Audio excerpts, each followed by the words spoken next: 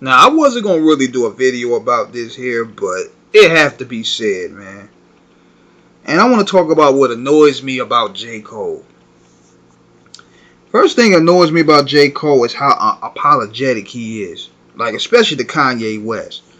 Number one, dude, this ain't the Kanye West that was highly regarded as a genius, or the Kanye West that's been considered a trendsetter and someone that was inspiring and someone whose moves was also inspiring. This dude is a shell of his former self, man. He's even going as far as disrespecting his own mother. This man has no form of use for anything at this point, man. And you gonna let him disrespect you? Talk about you make music for virgins? You an MC, right? You're supposed to decapitate this dude. Regardless of, if anything, you'll gain more of a rep than Kendrick Lamar and Drake would at this point. Even though we know the dude is not even there. Nah, sometimes you got to take old Yeller and put him out of his misery. Just like I said many times before, this is hip hop. All that respect goes out the window the minute a man gets disrespected. I don't know if this battle, this big three battle, took your infinity stone away, but we're going to have to start probably calling you J.Cole at this point, because here's another problem that you're having. They built this image of him based off him being one of the saviors of hip hop. Him and Kendrick Lamar both. They put this pedestal on him because they were both different. They both were considered spitters in comparison to the shit that was happening at the time. So, him and Kendrick were seen as saviors of the culture, right? The difference between him and Dot is Cole still wants to be accepted by these industry dudes. Kendrick don't really care. Kendrick the same dude that put out Let the Party Die. He don't want nothing to do with these guys for the most part. Whereas J. Cole, you want to be a part of these guys. You want to still do joints with the NBA young boys or the Lil Durks or the Lil Babies and the Young Thugs. You volunteer to produce the Young Thug whole album. I'm like, huh? Does he fit the manuscript of what you were supposed to be against? Then you backhanded the Iggy and Macklemore thing.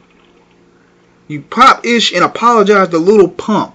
Little Pump of all people, bro. One of the corniest characters ever walking in hip-hop. You apologizing to him? You want to build with him? Really? But here's the thing that's getting me too.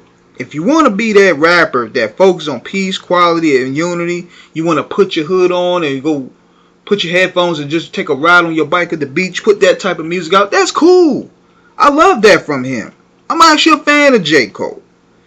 But stop acting like you a savage on that microphone when you're not built like that, bro.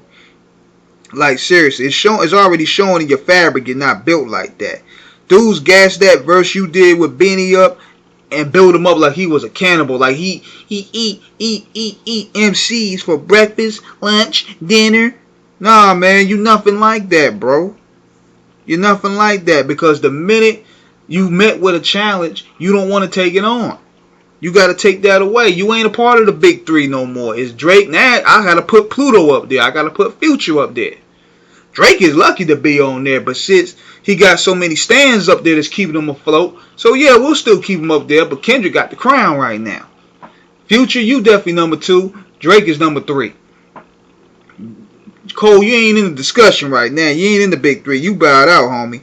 But the thing is, though, what frustrates me with Cole is he's one of the best of this generation. Great rapper. He's one of the best. I love that new song he put out called Clouds. But stay away from the octagon talk, man. You're not built like that, bro. One thing I respect about D1, I don't agree with everything he says. He took your cape, man, and he's putting it on, and he taking on that mission that you supposed to been doing. They categorize you to be that guy to take on the industry principles, but D1 is doing that. Yeah, he called out Rick Ross. He called out Meek Mill. He called out Jim Jones. He called out Joe Budden. He called out 50 Cent. The one, all these guys that you propped up. But the difference is, D1 ain't afraid of him. I respect that about him. And he makes great music, I might add. I mean, check out his new album. He makes pretty good music. So I was thinking to myself, for this guy to talk all this stuff he's talking, he better be able to make some great music. And D1 has very impressed me. He's standing on principles. He's bringing a different balance. He's doing everything you should be doing. He's basically doing everything that everybody thought you was going to do. But see, you want to be accepted by these guys. You want to still do business and features with these guys. And you want to bring them to Dreamville. I mean, that's cool. But stop putting yourself on that pedestal of you're a savior of hip-hop. You're not. Stay in your lane, brother. That's all I'm saying. But that's my take on that, man. I mean, you're not a battle rapper. You make great music. I love Forest Hill Drive. I love some of the work that you've done for Dreamville. You've done a lot for the city. I salute that. But when it comes to this battle rapping shit, dog, just don't do it, man. Just stay in your lane. So let me know what you guys think in the comments, man. Subscribe, hit the like button, please.